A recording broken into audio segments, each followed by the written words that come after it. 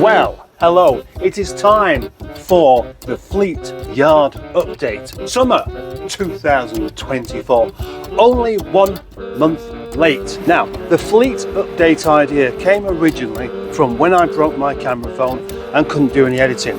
So I decided to just whip around the yard and do a walk around video showing absolutely everything. And I've decided to stick to that particular way of doing things and not bother editing things as much as I can. Except that's just not in my nature. And today, because this is 4 months since the last update, there's going to be quite a lot to see. First of all, let's start with a project that doesn't even belong to me, and that is Tom's Rover 25, the 500 brake horsepower project. It is unfortunate that this car has been sat in the same place now for about 2 months, 3 months in fact. Not being able to move because of things dragging on the floor, and this unfortunately has impacted on my ability to work around that area there because I'm limited with space. Tom knows this, and we are going to do something about it. The engine is well and truly wedged into the hole. Everything is complete except for the fact that it doesn't really fit, and bits of chassis rail have had to be cut out just to make it fit. And that's where the problem is, because to make this car something that can be driven on the roads, it's got to be able to drive itself rather than just be pushed around the yard.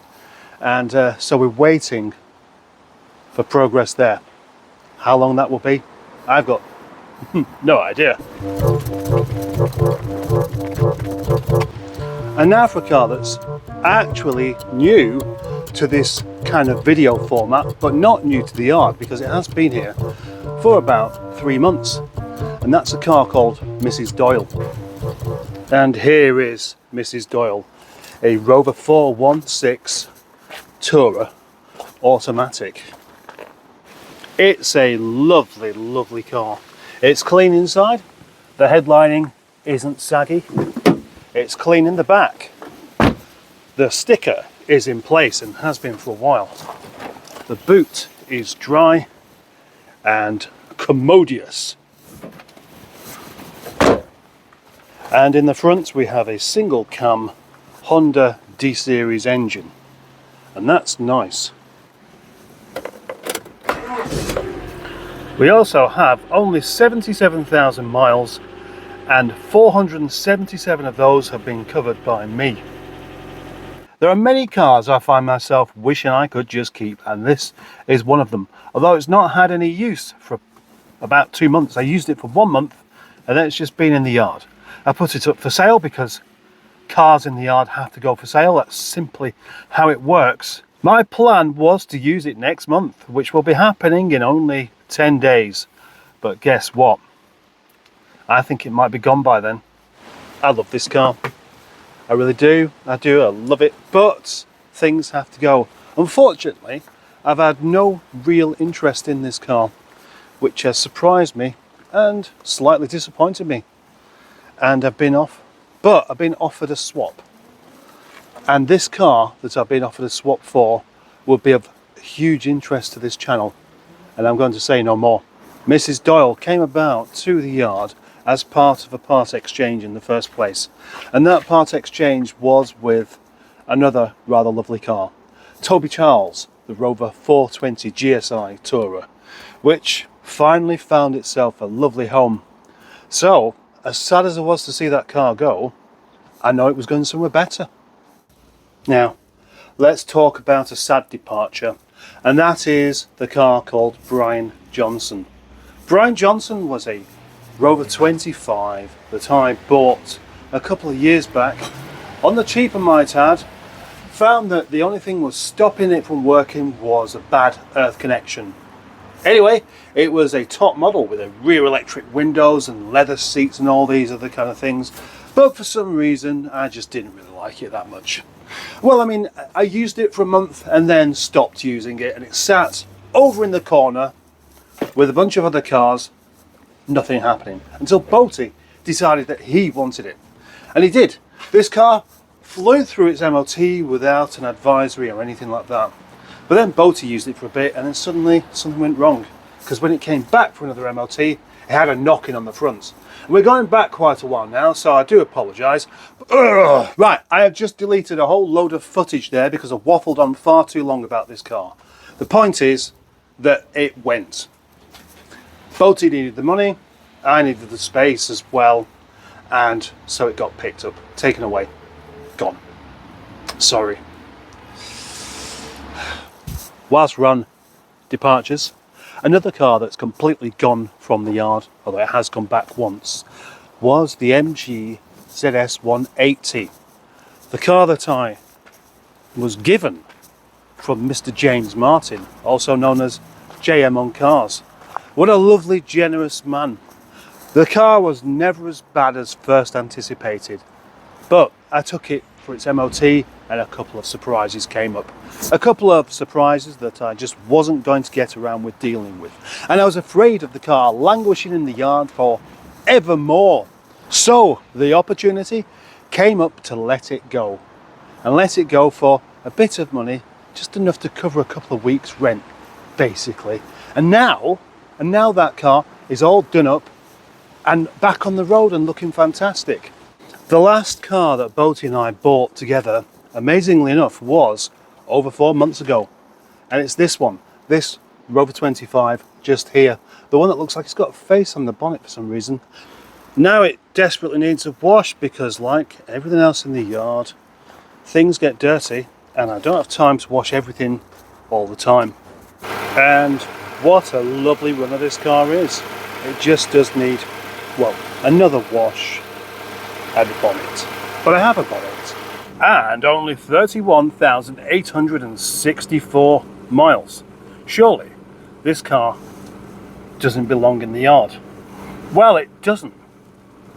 Why is it here? The car has MOT, it has no faults besides that bonnet, it has low mileage, it has a lovely engine, it drives like new, it's got a massive stack of paperwork that it was advertised from the moment it came to the yard for not a ridiculous price, yet it's still here. The problem seems to have been that the bottom pretty much fell out of the Rover market just as Boaty and I started buying a whole load of them. It actually doesn't make any sense. The sensible me would actually use this car next month because with it being a 1.4 it has cheaper tax. With it being a 1.4 it is cheaper to run. And with that low mileage on there, it doesn't matter if I spent all year driving it, it would still have a low mileage. Honestly, I am confused. Poor little thing just needs a loving home, doesn't it? Now, whilst that battery's charging a little bit, because you know, I had to use the jump pack on it because it's not moved for a little while, may as well talk about this, the Rover SD1, which is still under cover. It's been under that cover now for, what, 3 months or so, since the last time George came up to have a look at it. For the last time George came up to look at it, he was actually trying to get it ready to be rolled out of the yard. That's the plan. This car is going. That's what I said 4 months back, and it's still going, but it's still here.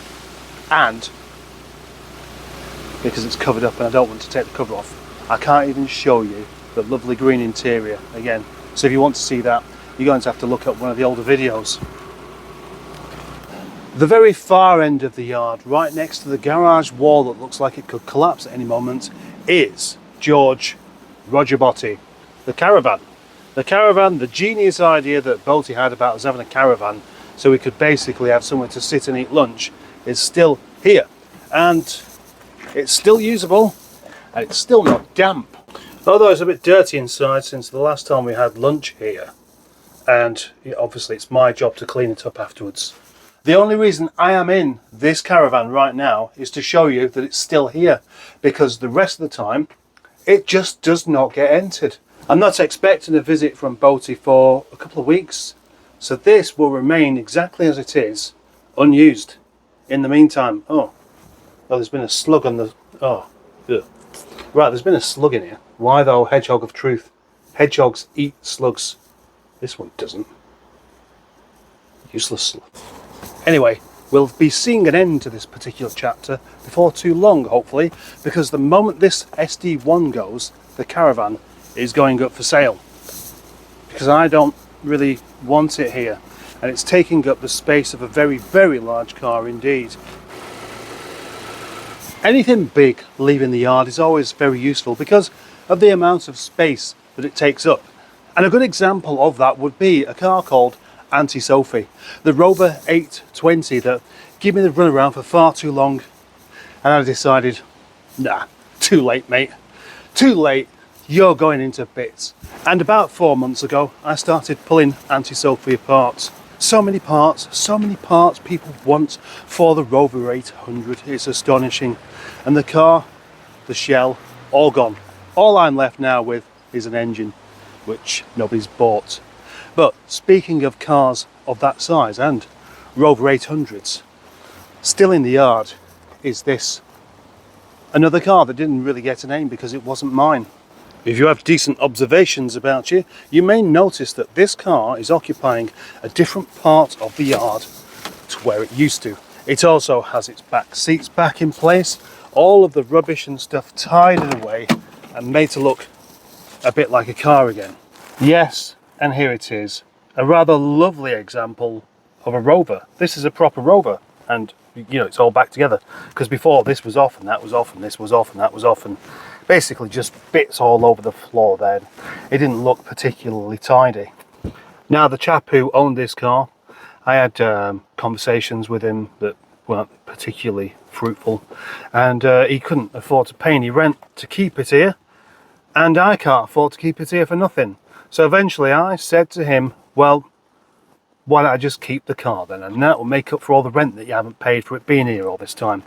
I think it's about 15 or 16 months now, which is quite a long time and quite a big space being used up for nothing, especially when I struggle to pay my rent in the first place. Anyway, let's not get into that, because that agreement wasn't disagreed with. So this car is mine, and the first thing I thought I would do with this car, well, beyond cleaning it up on the inside, was to put it up for sale or swap. And that advert has now gone. I took it down because I had endless amounts of people offering me £200 so they can just weigh it in. And I thought, no, I could do that myself and get a bit more money and keep some bits. Instead, I've decided to go for a swap, and the start of a new video series that hasn't happened yet, and is going to be a long time in the making. Swaps, trading up. This car is about to be swapped for something that works. You'll have to wait.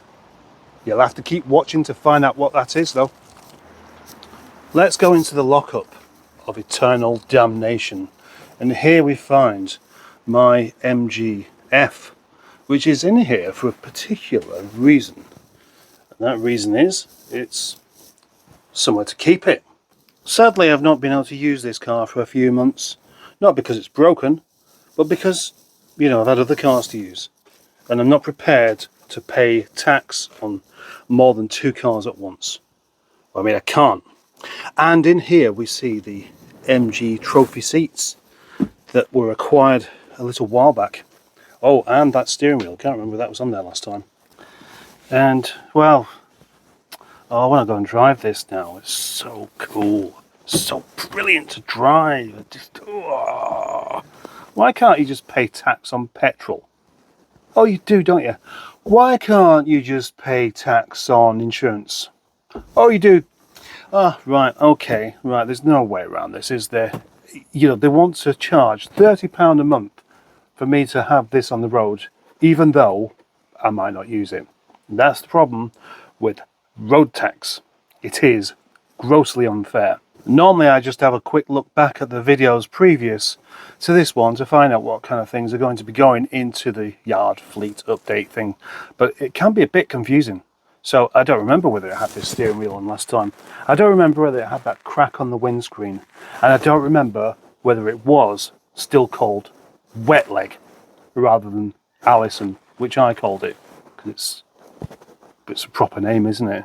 If you're interested, I acquired this car by swapping my Rover 45 diesel for it with Boaty, because Boaty was really impressed by the 45's get up and go and fuel economy, which obviously you would be. Anyway, unfortunately, that particular love affair with that car didn't last too long, because he found the clutch started to slip, and then the MOT kind of ran out. So, in typical fashion, he brought the car down here to leave for me to hopefully mend or something. I don't know. Unfortunately, I don't get time to do my own cars, never mind other people's, and of course it didn't really get sorted out. Well, I mean, the thing is, I couldn't feel anything particularly wrong with the clutch, besides it being just a little bit high. And then suddenly a call out of the blue from Mr. Boaty himself, in trouble. And, well, between us we come to some sort of arrangement where I ended up keeping the car and he no longer had it. Only a bit of time went by before Neil decided that he wanted this particular car called Prince Andrew, and came up to do some jobs on it to make it MOT worthy. Everything was done, everything sorted. That car has now gone. Another happy ending. But not only is that a happy ending, but part of that deal and the Chasley ECU that I supplied for him brought back an old friend to the yard. Harry Seccombe. Harry Seccombe back in the yard, and with its name proudly written on the back by me, of course. An old friend of the yard back in the yard, where it looks like it's going to stay. Let's go through what's happened with Harry and why it's here now. I may as well be sat down for this bit, and you should be too. This car was acquired a very long time ago. It had a problem, it had another problem. It went away, it got sold, it came back, and then another couple of things got dealt with and it went away. There's a whole big story in the Harry Seccombe playlist on this channel that you could watch if you really want to do, and I think you should, about this very car. I always had a really unexplainable soft spot, not just for the 600, but for this particular car. Although it's unexplainable, it won't stop me from giving it a go. It might be because this is the base model and it's an early one on an L reg. There was only 1 year before this, but then this is probably only 6 months into the actual production of the Rover 600, making this car 31 years old. And I like an old car. I did a few bits on it, Neil did lots of bits on it. In fact, the bits that Neil did on are the bits I shall talk about. It's had a brand new, old stock fuel tank. It's had a new fuel pump. Oh, it's had a whole list of things that Neil provided me with that I can't remember, because he did all that stuff and I didn't. But then I have got a bag, a great big bag of stuff in the lockup, just ready to go onto this car, if it needs it, when it needs it. Oil is fresh, gearbox oil fresh, everything that can be sorted out, more or less, has been sorted out. There are just a few suspension bushes and things like that needed now. It has a set of TI alloys on, 16-inch, with a set of brand new tyres, which haven't really been running enough to look like they're not brand new any longer. So, you know, I would say brand new tyres still. Harry Seccombe is a joy to be around. That stopped working, but this hasn't. My Peugeot bike went out for a lovely ride yesterday, and I'd like to be using it a bit more often, if I could find the time. Now let's talk about another departure from the yard, a rather bittersweet ending. Many of the cars end up with a bittersweet ending, but that's because they are my own personal cars. This one wasn't. I didn't own it at all, but I had a real soft spot for it, and so did many other people. Only a few really wanted to see the car scrapped, and the car I'm talking about is, of course, Fred the Shed. Fred the Shed. That's probably, out of all of the cars that don't belong to me in this yard, the one that was the most welcome to stay, because I just found it a rather endearing thing. It wanted to go to work, except for when it broke down, which was my fault. I worked on it, Neil worked on it, the other Neil worked on it, George worked on it as well, and it was a mess. But it went well. I mean, during one video where I was talking about things going, I got contacted by a chap called Rob, who runs a YouTube channel called In a Class of Its Own, and that car is undergoing a proper restoration. I mean, what a fabulous ending, eh? What a fabulous ending. That car is going to go back on the road, all mended and done properly by him and his brother, who really do know what they're doing with these things. So, happy ending, sad to see it go. Every lockup should have a car inside. A car that's best being kept inside. Like this MGTF. Confusing for some people because they presumed it was the other F, not the TF. This car came to me because of basically being open and friendly with people. I had it given to me, you see, because it wouldn't go into gear. And the chap who owned it was happier seeing it come here where it could possibly be used, sold, or even broken, he said. He doesn't really mind. But it's not going to get broken. It's going to get fixed. It's in here at the moment just having stuff piled on top of it, because that's what happens, isn't it? I just need a cable, a gearbox cable. Currently, third and fourth gears are only selectable, so I could drive it here and straight into the lockup, and I can't reverse it back out. Okay, now for something that I'm really having to think about to put into order. In the yard was a Rover 623 that Boaty and I went and collected, but we had some problems, and eventually I managed to get it MOT'd, and because it got MOT'd, he took it away and left behind this Rover Metro Rover 100 11111 thingy instead. But thinking about it, that's not actually what happened. No. Was the 623 in the last video? I don't know. Anyway, it's not here now, and it hasn't been for a little while. He decided he was going to use it as his own car, and he did for maybe a month or so before he moved on to something else. Whatever, this Rover 111 here, I was tasked with selling.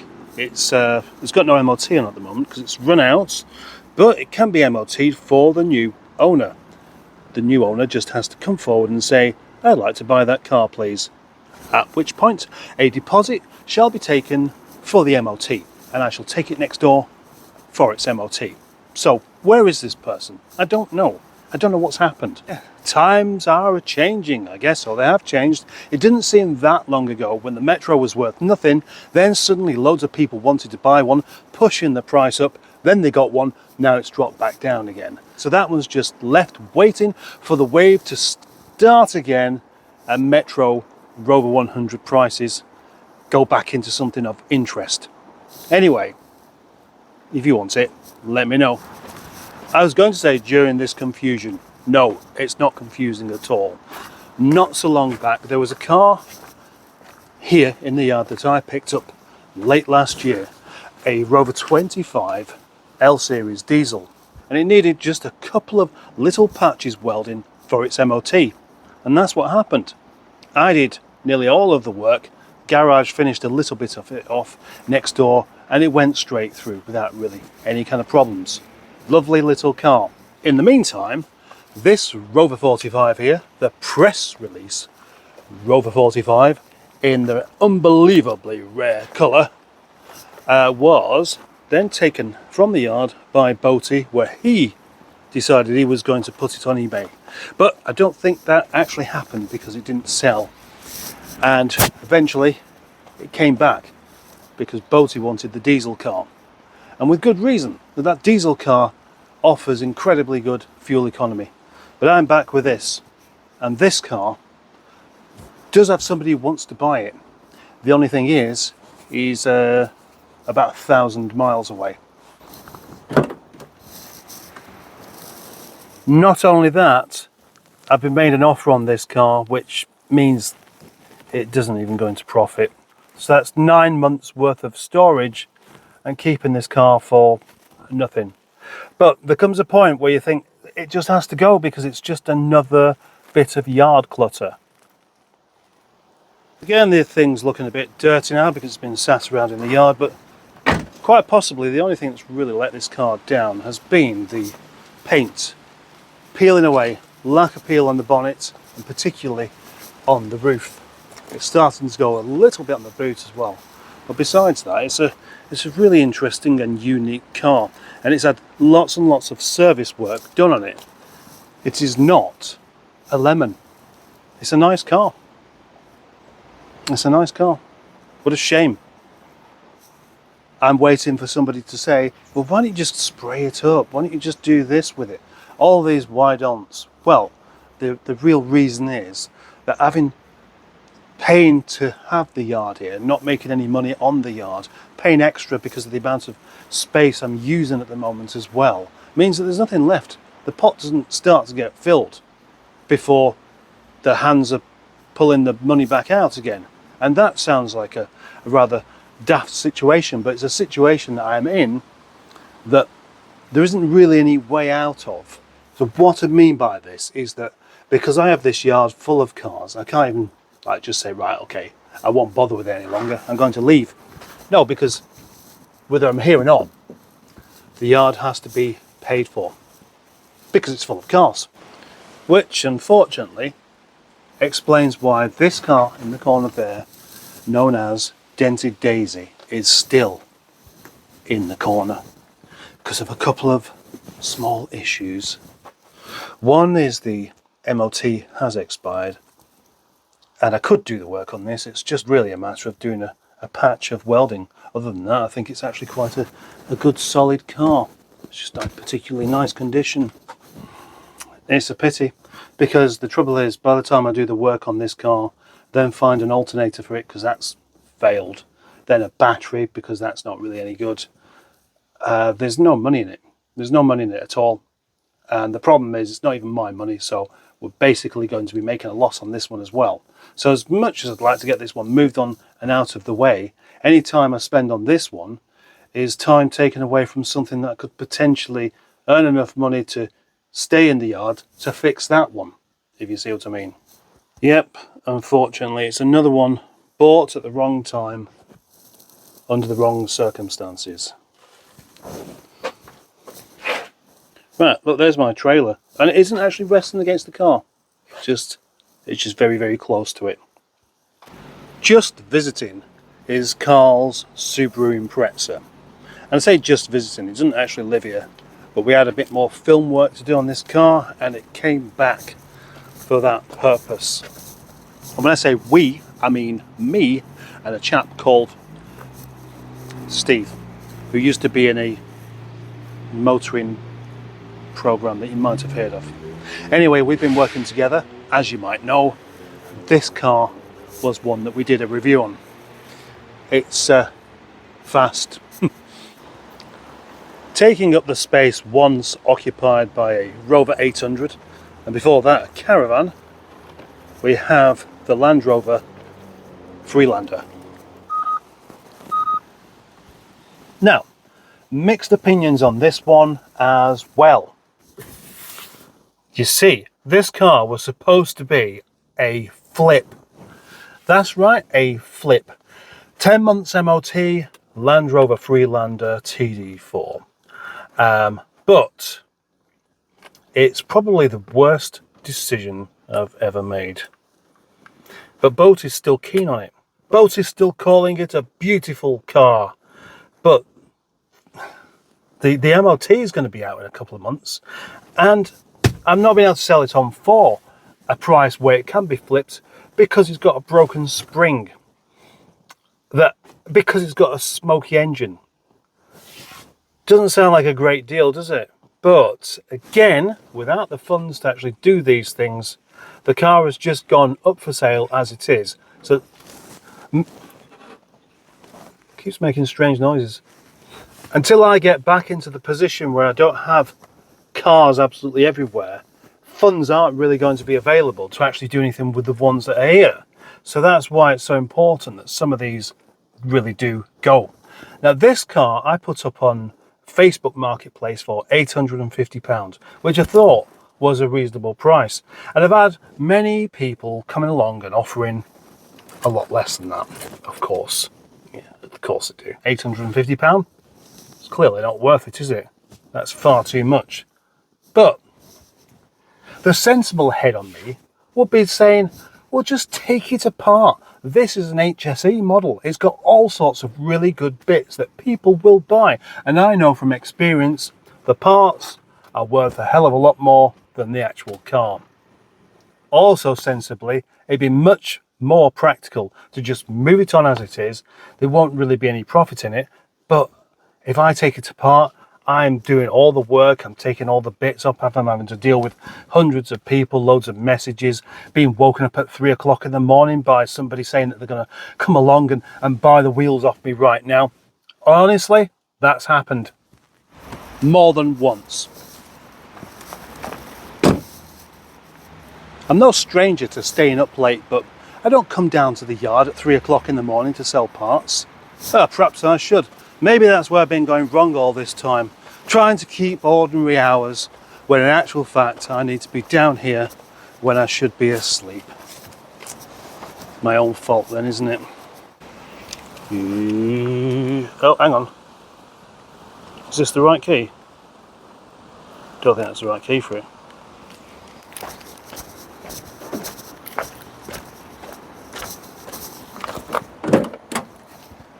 Leather seats. Now this car is called Neville, Nefarious Neville, and there's been one episode on this car so far whilst I've been doing a few jobs on it. Strictly speaking, this car is Carl's because he paid for it, but he didn't want to see the opportunity getting wasted. It's a connoisseur model, which means that it's the nice model, although you wouldn't know it. I mean, that's a prize-winning droopy headline in that. It was going cheap because it wouldn't start. In fact, well, it wouldn't start. The hazard lights were flashing, nothing was going on. And I got it back here, and within an hour, I'd figured out what was wrong. It was the inertia switch that had somehow activated. So I pressed it down, turned the key, and there we go. It was on. Car works. I've also polished the headlamps. I've fixed, which door was it? One of these doors wouldn't open from the inside or the outside, so I've managed to fix that. I fixed this one, and now it just needs an MOT, but it looks like it might need a caliper. And in usual fashion, it's not being left, but there are other things to do. Other things in the meantime. I don't come down here to just do one car, unfortunately. I say unfortunately, I'm waffling on. Balls. It's on the list, just like the rest of the cars and all the other things. Lists upon lists upon lists. Well, that's why when you see a video being done every single day, or almost every single day, there's a new job being done. And if you're, unless you're a proper avid follower, you might be thinking, oh, I don't remember this car even being in the yard. No, it's because it's been put on the back burner while something else gets done, and then something else gets done. I don't really do things in any kind of methodical or logical order, you might say. But actually, maybe I do, but you haven't figured out how I'm doing it. No, I don't. Anyway, Neville hasn't been particularly well looked after, really. The stereo down there, the original Rover stereo, whoever it was that had it before, has managed to just pull this thing off. So that's detached, so it won't even work now unless you can very cleverly reattach that ribbon there onto the other side of the stereo. It's better than it was a couple of weeks back, but I'm not going to sell it without an MOT. And now it's time for a story that's happened over just over about 6 weeks that feels like it's a lot more, and it's to do with this car and another car and another car. I got offered a Rover 75 at a price that made it just a bit difficult to say no to. But the thing is, I had what was left of my YouTube money, which was supposed to be for the next following week so I could keep going. And I took a gamble. I bought this Rover 75 that was called Charles. That's right, Charles, with a question mark on the end. Very much suggesting that this is the last place I would expect to find Charles.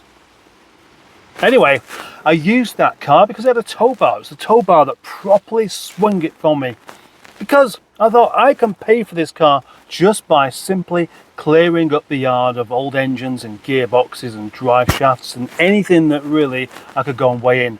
And I did. I borrowed Senior Mustard's trailer, which is a big trailer, and I had some jolly good weigh-ins.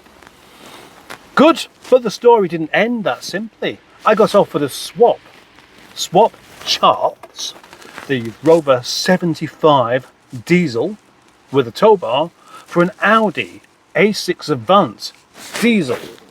And I thought, I do know I like those cars because I've driven two of them. And I was rather surprised by their likeableness. Yeah, likeableness. That's the word. A word I wasn't expecting to use.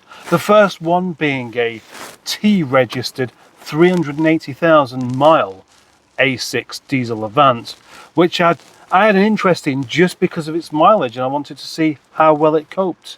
But I was surprised by how much I actually just liked the car. So when it came up as an opportunity, I thought, yeah, and I was very glad I did. What a lovely, likeable car Alexander actually was. But, as usual, in order for me to keep afloat and keep doing things, I have to sell what I have. And I did. I sold that car to my friend Johnny, who then decided that that car was so good that he should have paid more money for it.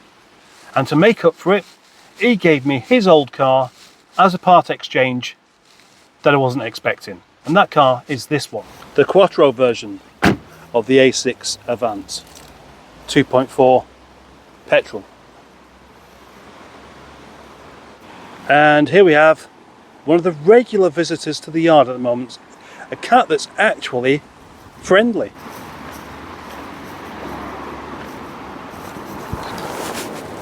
There we go.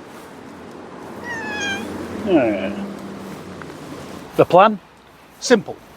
Sell it whilst it's still got MOT. It's got about 3 months left on it, and sell it before I get too attached to it. Because what's happened with me recently, just liking these old Audis so much, it's not right, and it needs to stop. This is another car that's never required a name because it's not mine. As with pretty much every car I get into, I find something I like about it, and there's definitely quite a lot I like about the Peugeot 306. And this one, being the 1.9 non-turbo diesel, will be super economical. Now this car is being fixed by Carl, Fix It Carl. He's done some things on it. I'd like to tell you more about it, but I've been making a video about it. I've been making a video about this car, but the progress has been a bit slow recently because of a tiny issue that was not expected. So we need to have a conversation about what to do with this car, because I would hate to see it getting scrapped. But do you know, I just realised something. We have this lovely proper 90s pattern on the seats and on that door card, and of course on the rear seats, but then it stops for the back there. It just looks wrong. It should continue, shouldn't it? Anyway, expect a video all about this car quite soon, I reckon. Any Lockup news, you may be asking? Well, there was. And another one of those things where I started making a video about this place, and I was doing this incredible tidy up to make it this wonderful working area. And I got halfway through it and then started working in here, and then it went back to where it was before. So the progress is progress hampered by the need to actually use the place. That's the trouble. Notice just over here we have a trailer, a very long trailer in fact, and this is a very long trailer that once had a canoe on the back of it. Yeah, as odd as things could be, the biggest surprise of the past 3 months was somebody turning up here with a canoe and asking if I wanted it, and well, saying yeah, why not? Yeah, I'll have the canoe. I'd love to go canoeing. I'd love to take it down onto the lake, down the canal or what have you, but the only thing is it's too heavy for me to handle just by myself, and I didn't get around to it. I didn't get around to it because it's too heavy, and because I didn't get around to it because I hadn't got enough time. But somebody else wanted to buy it. But now, of course, it's gone. I advertised it for sale and someone bought it. Fair dues. The car that you've all been waiting for, at least all been waiting for if you happen to be someone who likes this car. If you don't like this car, then we're near the end of the video, so it doesn't really matter. The never-ending project known as Nigel, the car that started it all. Well, actually I started it all, but I just used this car to kind of start it all with.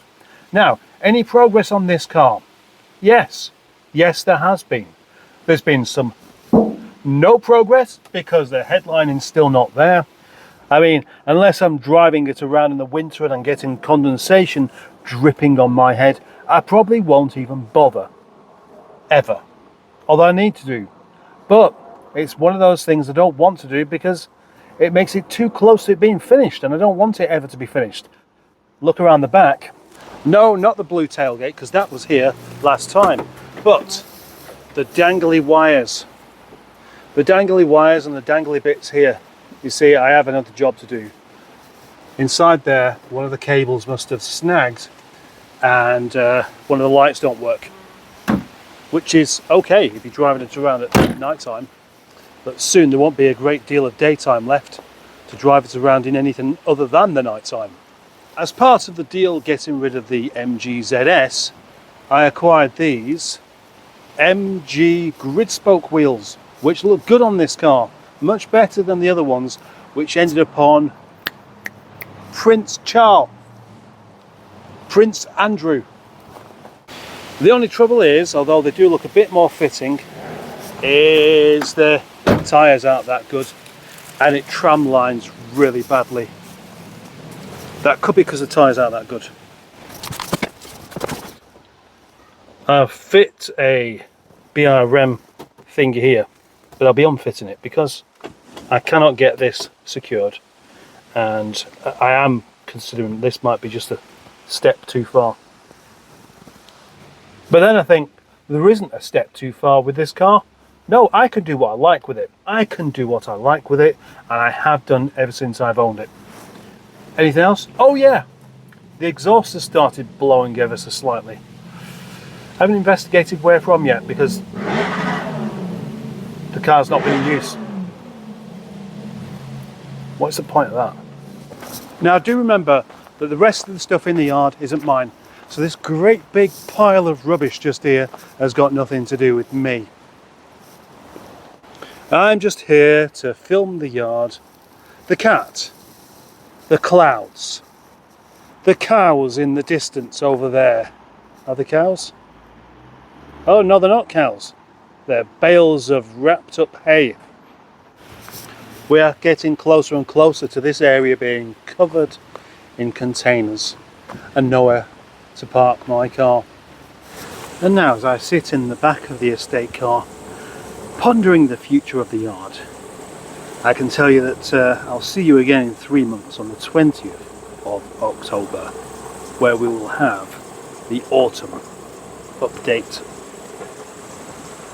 Right, now I'm going to go off and reduce some prices on cars with the hope of flogging them cheap and getting the yard back, so that in the next update video there'll be something relevant to see. Bye bye. Oh, by the way, Dr. Crane over there, I welded a new handle on it, then it got mishandled somewhat.